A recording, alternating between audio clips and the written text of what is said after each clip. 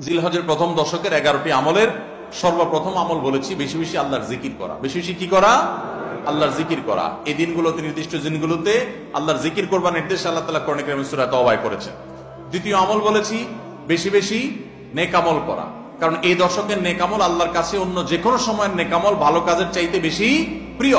এই দশকের নেক আমল চলতে থাকবে, সেটা জিকির হোক, তেলাওয়াত হোক, দান সাদাকা হোক, নফল রোজা হোক, নফল নামাজ হোক, যত রকমের ইবাদত আছে। এটা ইবাদতের দশক। রমজানে যেরকম ইবাদত করতে থাকি আমরা, এই দশকে এরকম কি চলবে? ইবাদত চলতে থাকবে। 3 নম্বর আমল হলো অন্য যে কোনো সময় আমরা গুনাহ এবং পাপাচার থেকে বাঁচার জন্য যতটা চেষ্টা করি, এই দশকে গুনাহ থেকে বাঁচার চেষ্টাটা হবে অন্য যে কোনো সময় চাইতে অনেক বেশি।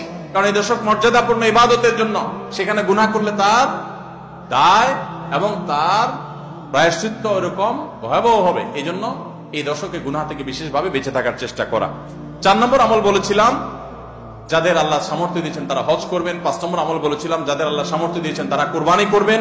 6 নম্বর আমল বলেছিলাম যারা কুরবানি করবেন, এমনকি বিভিন্ন হাদিস থেকে বোঝা যারা কুরবানি করবেন না তারাও, এমনকি বাচ্চাদেরকেও জিলহজের এই 10 দিন চুল নখ কাটা থেকে বিরত থাকবেন। চাঁদ ওঠার আগে করবেন আর কুরবানির পরে করবেন। কয় নম্বর আমল গেল? 6 নম্বর। 7 নম্বর আমল হলো সাধারণভাবে এই 10 দিন রাত দিন যত বেশি পারেন উচ্চস্বরে সরবে তাকবীর পাঠ করতে থাকবেন। আল্লাহু আকবার, আল্লাহু আকবার, লা ইলাহা ইল্লাল্লাহ, আল্লাহু আকবার, আল্লাহু আকবার, ওয়া লিল্লাহিল হামদ। কোন হাদিসে 3 বার তাকবীর আসছে শুরুতে, আল্লাহু আকবার, আল্লাহু আকবার, আল্লাহু আকবার, লা ইলাহা ইল্লাল্লাহ, আল্লাহু আকবার, আল্লাহু আকবার, আল্লাহু আকবার, ওয়া লিল্লাহিল হামদ। আর 8 নম্বর আমল হলো এই তাকবীরটাই বিশেষ সময়ে, বিশেষ দিনে, বিশেষ সময়ে পড়া। সেটা কিভাবে? জিলহজ মাসের 9 তারিখ ফজরের পর থেকে নিয়ে জিলহজের 13 তারিখ আসরের নামাজ পর্যন্ত প্রত্যেক নামাজের পরে নারী পুরুষ সবাই এই তাকবীর নামাজের পরে একবার করে পাঠ করা। এটা হলো বিশেষ সময়, তাকবীরে মুকাইয়াদ বলা হয় এটাকে, স্পেশাল।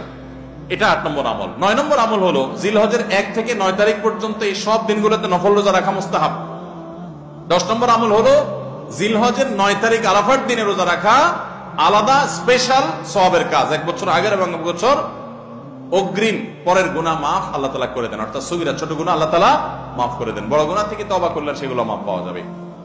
আর 11 নম্বর আমল হলো যে ঈদের দিনে যত সুন্নাহ আছে সব সুন্নাহগুলো সঠিকভাবে পালন করব। আল্লাহ রাব্বুল আলামিন আমাদের সবাইকে জিলহজের এই 10 দিনের ফজিলত এবং মর্যাদা প্রতি মুহূর্তে স্মরণ করার তৌফিক দান করুন। এই দশক যে মর্যাদার দশক যায়, ফজিলতের দশক যায়, ইবাদতের দশক যায়, জিকিরের দশক যায়, তাকবীরের দশক যায়, নফল রোজার দশক যায়, ধারণাই নাই আমাদের, মনেই থাকে না।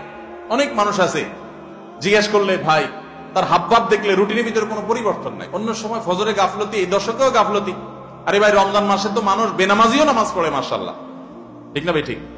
যে লোক বখিল সেও টুকটাক দান করে, যে কখনো মসজিদে আসে না সেও মসজিদে আসে, যে কোরআন ছুঁয়ে দেখে না সেও একটু কোরআন ছোঁয়, কারণ রমজান ইবাদতের মৌসুম চলছে। তাহলে জিলহজের প্রথম দশকে এরকম ইবাদতের ছিটাফোঁটা, ইবাদতের কোনো আবহ, ইবাদতের কোনো পরিবেশ, ইবাদতের কোনো আলামত, এর কোনো আপনার চিহ্ন আমাদের সমাজে, আমাদের পরিবারগুলোতে দেখা যায় না।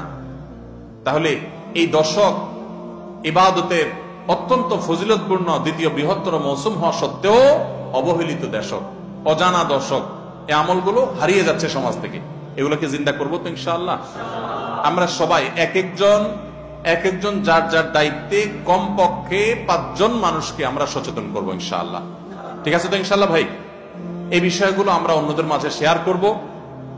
আমরা আমাদের ফাউন্ডেশন থেকে যে লিফলেট করেছি আপনারা নিজের উদ্যোগেও করে নিতে পারেন।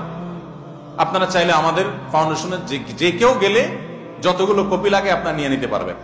আপনার মসজিদগুলোতে আপনারা বিতরণ করবেন, রাস্তা রাস্তা দোকানে দোকানে হেঁটে হেঁটে মানুষকে হ্যান্ডবিল দিবেন এবং মানুষকে বলবেন ভাই একটু পড়ে দেখবেন এবং আমল করবেন। যদি আমরা এই আমলটা সমাজে চালু করতে পারি আমরা সাকসেস ইনশাআল্লাহ। চেষ্টা করা যাবে তো ইনশাআল্লাহ। প্রত্যেকে যার যার মহল্লায় অলিতে গলিতে তাকবীরের ধ্বনি চালায় রাখবেন এবং তাকবীরের ধ্বনি শুরু করবেন, এবং যুবকরা প্ল্যান করে করে তাকবীর পাঠ করবেন। আবার তাকবীরের নাম দিয়ে মানুষকে ডিস্টার্ব করেন না। মিছিল করতে করতে আল্লাহু আকবার, আল্লাহু আকবার দিতে গেলেন, মানুষ মোবাইলে কথা বলতে পারলো না, এই ডিস্টার্ব আবার করা যাবে না, খবরদার।